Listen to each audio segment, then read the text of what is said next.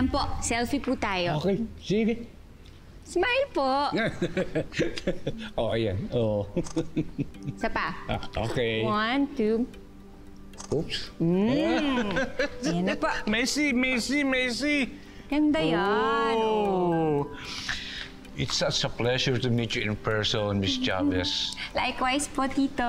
Oh, salamat. Ingat po. Ay, pakisabi po sa mami po ni Mateo. Salamat po sa masarap na pagkain. Handa niya. Matutuwa yun. Thank you po. Makakaabot.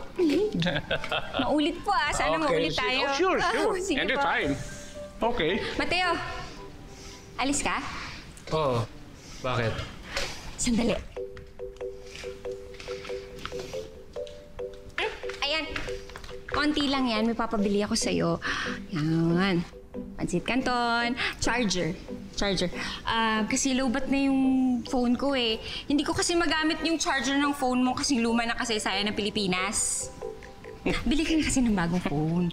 Yung may Viber, WhatsApp, yung may mga apps. Diba? Yung cellphone mo, may Viber, may camera, may apps. Pero nagagamit mo ba? Lobat kasi. Yung cellphone mo, para mga tao ngayon, inuubos ang energy sa mga bagay na di talaga importante.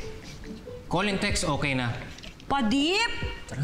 Ay, alam mo, importante rin yung camera, yung memories, di ba? Para picture-picture, naalala mo. Tapos titingnan mo lang pag namimiss mo, ganun-ganun ka lang. Kailangan mo yon. Sige na, bumili ka na. Let's go. Mateo! Salamat sa pagligtas sa akin kanina. Ingat! Steffi, Uy, Mateo. Anong balita? Anong nasagap mo sa labas? Ayoko na kasi manood ng TV kasi nga, puro kasinungalingan naman yung mga binabalita nila sa akin dyan.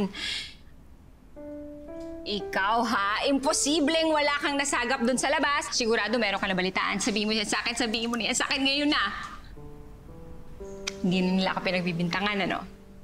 Feeling ko, meron na silang nakuhang ebidensya doon sa totoong pumatay kay Rachel. O, diba? Parang teleserye yung ginagawa namin sa soap, diba? Ganun lang din yun eh. Kakainis naman kasi wala akong battery. Hindi ko tuloy makita yung mga nangyayari sa labas. Nabili mo ba yung mga pinapabili ko sa'yo? Akin na! Uy, ang dami ah! Chips! Thank you! Ayan! Oh! I-charger na ako. Yes! Makakakonect na ako sa mga fans, sa mga supporters ko. Kasi naman, sigurado naman miss na nila ako, no? At namumuti na ang mga mata nila sa kakahintay sa mga ipopost ko. Alam mo, Mateo, ganyan talaga yung mga fans ko eh. Kung ano yung mundo ko, yun din ang mundo nila. Oh, ganun sila, ganun nila ako kamahal. Oh, nako, si Steffi ang dahilan kung bakit nagpakamatay si Rachel. Kawawa naman. Grabe talaga ugali ni Steffi, no?